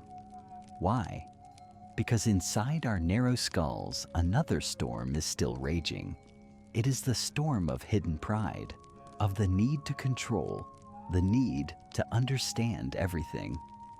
We lie down, but our brains race to solve tomorrow's problems, still outraged by injustice, still trying to play God over our own lives. Psalm 131, consisting of only 3 verses, is a concise masterpiece of therapeutic humility. David, the most powerful king of Israel, who held the power of life and death over thousands, stripped off his robes and laid aside his weapons to enter his bedroom with this mindset: Lord, my heart is not haughty, nor mine eyes lofty, neither do I exercise myself in great matters, or in things too high for me. Neither do I exercise myself in great matters. Let this phrase sink into every tense wrinkle on your forehead. What are great matters? They are things beyond human control. The fluctuations of the global economy, the unpredictable hearts of others, or the mysteries of a hazy future. Insomnia is often the result of trying to carry these giant boulders into bed. We torment ourselves. Why did this happen? What if the world collapses tomorrow? David calls them things too high for me. This is a liberating confession. You do not need to know it all. You do not need to solve every problem of the universe tonight. Admitting your limits is not weakness. It is the first step to letting go. Imagine placing those great matters down next to your slippers. They are too heavy to carry into your dreams. Leave them there for the higher one to handle. And when the intellectual burden has been laid down, David offers the most beautiful and tender metaphor in the entire Bible to describe the ideal spiritual state for sleep. Surely I have behaved and quieted myself as a child that is weaned of his mother. My soul is even as a weaned child. Pay close attention to the phrase, as a child that is weaned. Why not a nursing child? A nursing child seeks the mother out of hunger. It cries, it demands, it clings to the mother for survival. That relationship, though close, is transactional and full of anxiety, the fear of hunger. That is an image of us when we pray in panic. God, give me this, save me from that. That mind is noisy and cannot rest. But a weaned child is different. It no longer seeks the mother for milk. It is well fed. It climbs into its mother's lap, rests its head on her chest, simply because it wants to be there. It seeks presence, not presence. It lies still, breathing evenly, trusting absolutely. It knows Mother is there, and that is enough. No demands, no screaming, no struggling. David says, "Surely I have behaved and quieted myself." This is an active discipline. Your mind is like a fussy child. Your task tonight is to soothe it. Hush. Come now, my soul. Stop demanding answers. Stop demanding justice right this moment. Be silent. Lie still like a child satisfied in its mother's arms. Feel that warmth. Imagine resting your head on the great chest of God. His heartbeat is slow, strong, and steady. Thump, thump. Synchronize your breathing with that rhythm. The quietness spreads from that chest to you, softening muscles that are locked tight, soothing nerves that are taut as strings. You do not need to do anything. Just be there. When the soul has reached the state of being weaned from worldly desires and worries, peace is no longer a fleeting emotion, but becomes your nature. Let Israel hope in the Lord from henceforth and forever. Saying, from henceforth and forever.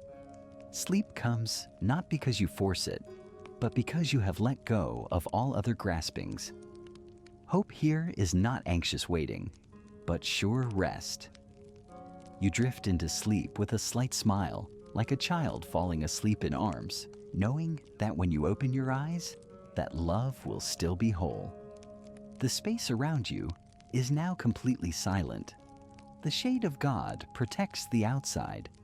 The quietness of the weaned child reigns inside. You are ready to sleep. But there is one final thing. A greatest true truth waiting at the deepest point of consciousness. When you drift into the unconscious, when you no longer know who you are, who will know you? Who will search the deepest corners that even you have never touched?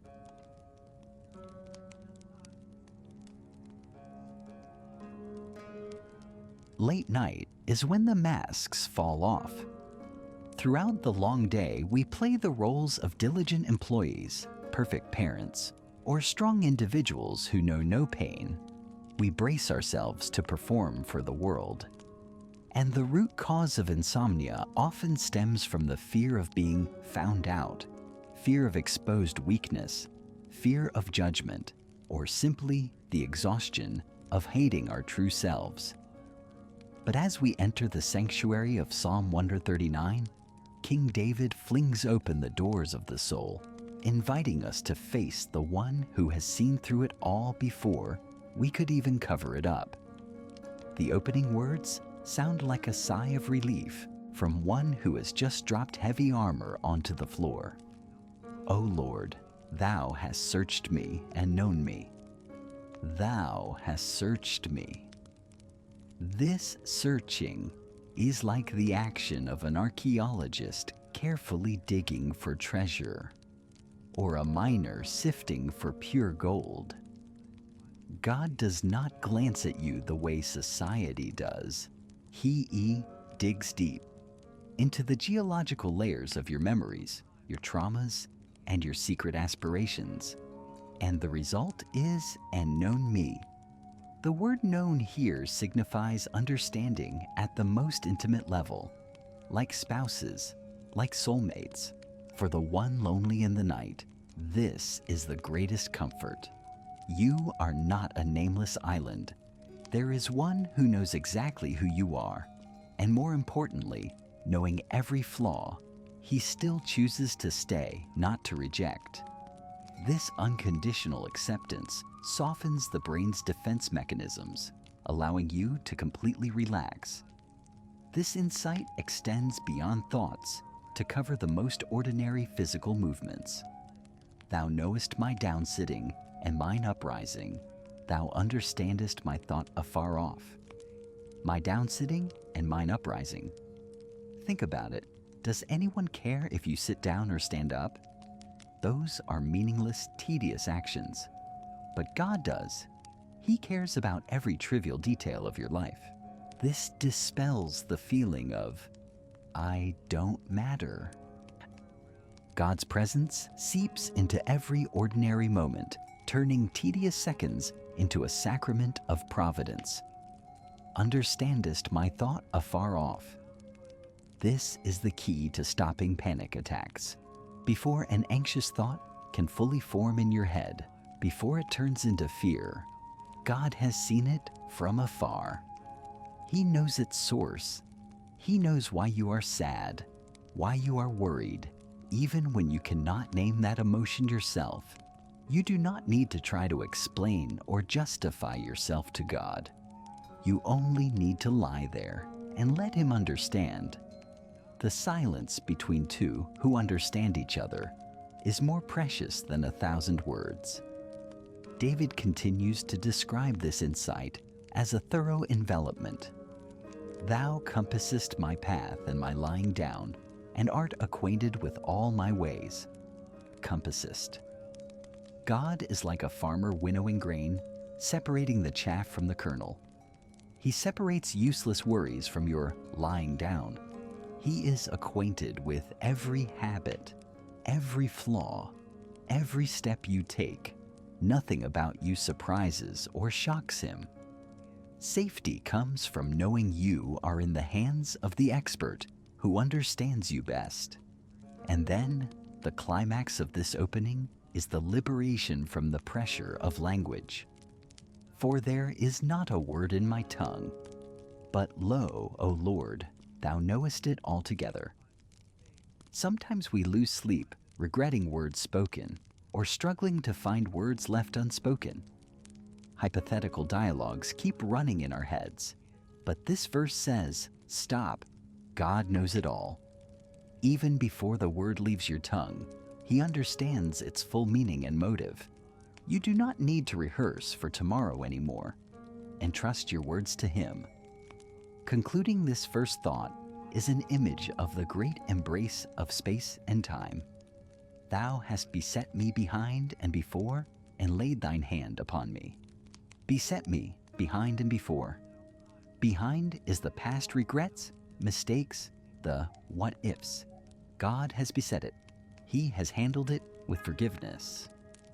Before is the future uncertainties, risks. God has gone ahead to clear the way. When the past and future are blockaded by God's presence, you are left only with this moment, the present. And in that present, laid thine hand upon me. Imagine a warm hand, heavy with love, resting gently on your chest, keeping your heart from skipping a beat. It is the touch of reassurance. You are okay. I am here. The past is gone. The future has not arrived. Right now, you are safe under my hand. This knowledge, knowing that one is known, is too wonderful, too high. It causes the rational mind to surrender, making way for the soul's contemplation. But this insight leads to another existential question.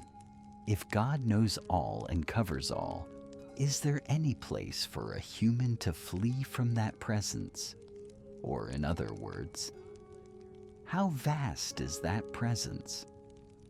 Can the darkness of deep night or the abyss of hell separate us from Him? Will we?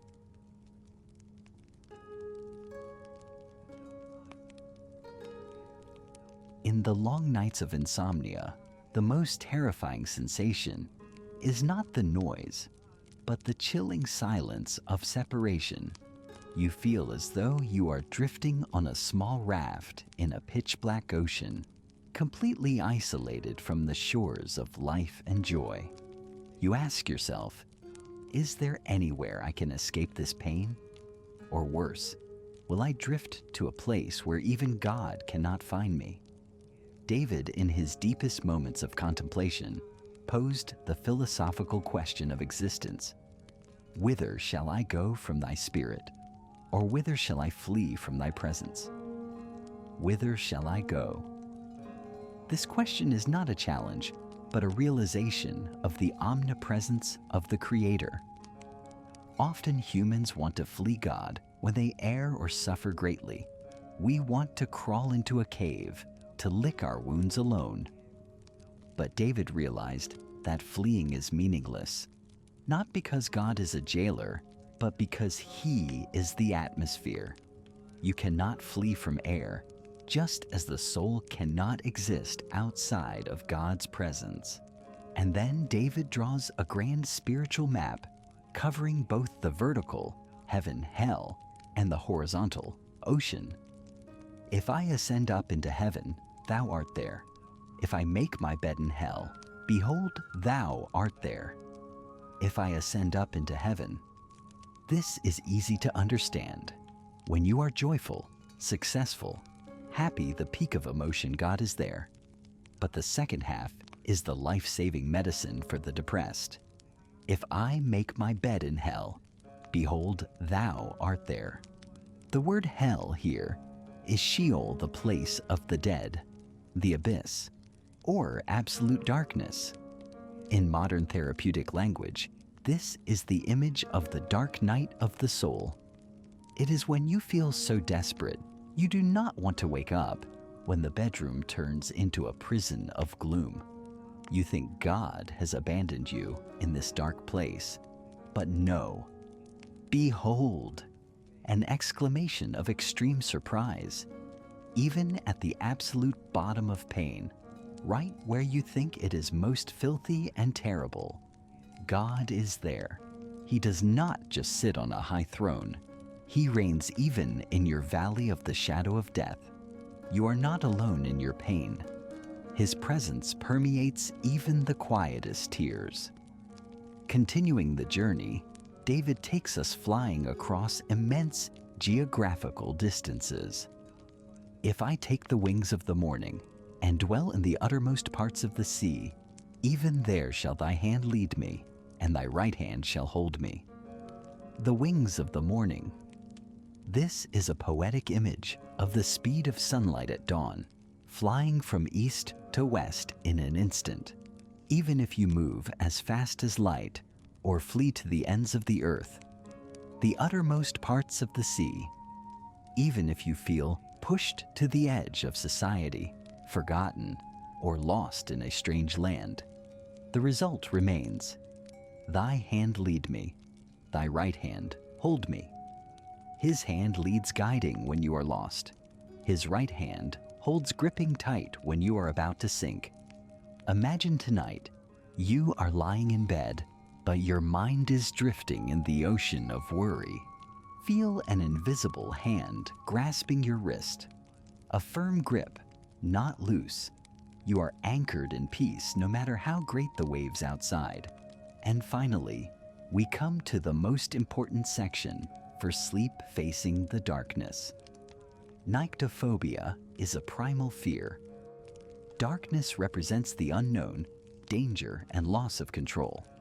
If I say, surely the darkness shall cover me, even the night shall be light about me. Sometimes we want darkness to cover us to hide, or sometimes darkness rushes in to swallow us. But this is the transformation of divine perception. Yea, the darkness hideth not from thee, but the night shineth as the day. The darkness and the light are both alike to thee. The darkness hideth not from thee.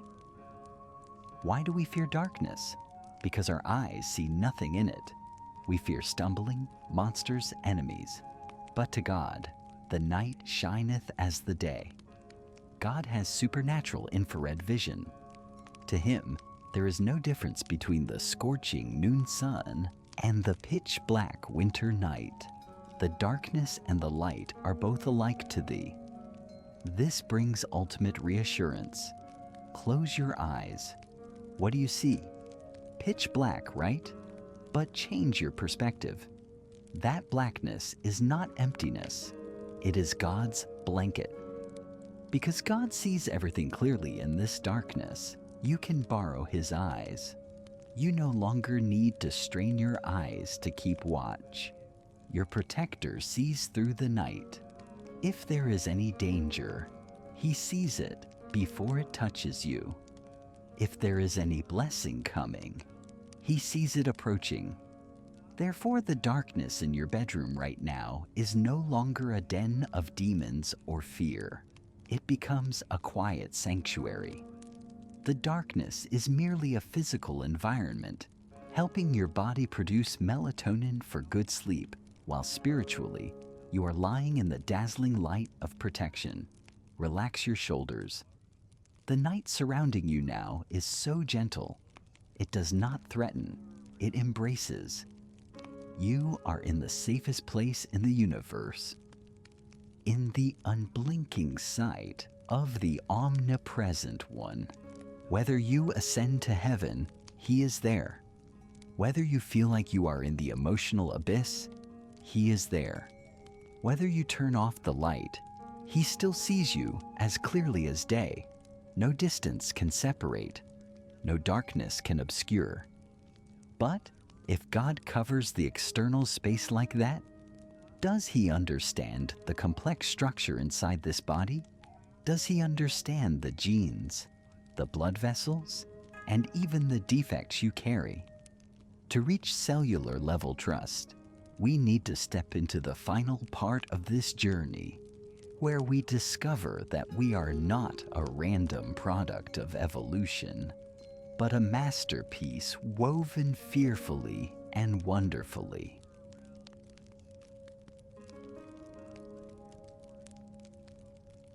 In the stillness of the deep night, listen to your own heartbeat. Thump, thump. That is not just a biological pump. It is the echo of a miraculous creative process that began before you ever cried out at birth. David, in his highest moment of spiritual transcendence, saw the hand of the Creator weaving the human form in the most secret place. For thou hast possessed my reins, thou hast covered me in my mother's womb. Thou hast possessed my reins. In ancient language, reins refers not merely to organs, but to the center of emotions, the deepest seat of desires and pain. God did not just create the outer shell, He possesses your complex inner world. When you feel confused, when you feel you cannot even understand yourself, remember, the one who designed that emotional engine holds the original blueprints. He knows how to repair, adjust, and soothe it. Thou hast covered me in my mother's womb. Visualize God as a great weaver, meticulously threading every sinew, every blood vessel, every strand of DNA to create you. Nothing on your body is superfluous. Nothing is a mistake. And from this realization, a song of praise, or rather a powerful self-affirmation, rings out, dispelling all inferiority. I will praise thee, for I am fearfully and wonderfully made. Marvelous are thy works, and that my soul knoweth right well. Fearfully and wonderfully made. Fearfully here does not mean terror, but awe before a complexity so intricate it is overwhelming.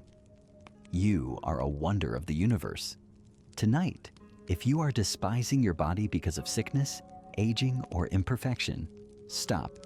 Tell your soul, I am a miraculous work of God. Cherish every breath, every small movement. Healing begins with gratitude for the life flowing in your veins. God's providence stops not at biological structure, but encompasses your destiny and time. My substance was not hid from thee when I was made in secret and curiously wrought in the lowest parts of the earth. Thine eyes did see my substance, yet, being unperfect, and in thy book all my members were written, which in continuance were fashioned, when as yet there was none of them. In thy book all my members were written. This is the absolute comfort regarding the future. Before you lived your first day, God saw your last. Your life is not a series of random or chaotic events. It is recorded, planned. The days you have not yet lived, the opportunities not yet arrived, the difficulties not yet met. All are in His book. This liberates you from the pressure to control fate. You do not need to worry about what tomorrow holds, for the author of your life's book has already written that chapter. And because He is the God of love, it is surely a hopeful ending. Realizing such meticulous care, David felt a sweet connection flooding his mind, replacing endless anxious thoughts. How precious also are thy thoughts unto me, O God! How great is the sum of them! If I should count them, they are more in number than the sand. When I awake, I am still with thee. More in number than the sand. Can you count the sand on the seashore? Impossible. God's thoughts toward you are just as infinite. While you lie here worrying if God has forgotten you, He is directing billions of loving thoughts toward you. Every second that passes, a thought of peace from Him is sent to you, and the most beautiful promise for sleep. When I awake, I am still with thee. Sleep is not separation. It is merely a rest note. No matter how deep you sleep, when you open your eyes tomorrow, God is still there, right by your bedside, waiting to start a new day with you. You fall asleep in His arms and wake up in His sight, finally to close this long journey, to wash away every remaining speck of dust in the soul before sinking into slumber. We join David in offering the final cleansing prayer. Search me, O God, and know my heart. Try me, and know my thoughts, and see if there be any wicked way in me, and lead me in the way everlasting. Search me, know my heart. This is complete surrender. No more hiding, no more bracing yourself. God, I do not want to keep any anxiety, bitterness, or scheming. Please take it away. Please sweep my mind clean. Lead me in the way everlasting. That everlasting way tonight begins with a peaceful sleep. Now, the picture is complete. You have been shielded, Psalm 3. You have been led to still waters, Psalm 23. You have entered the refuge, Psalm 91. You have been kept by the watchman, Psalm 121. You have quieted yourself like a weaned child, Psalm 131. And you have been fully known, Psalm 139. There is nothing left to do. There is nothing left to fear. There is nothing left to worry about. The universe is operating according to God's order, and you are a precious part of that order. Relax your hands. Relax your feet. Relax your forehead. God is here. He is watching over your sleep. Sleep now. O beloved soul, sleep well in eternal grace. Amen.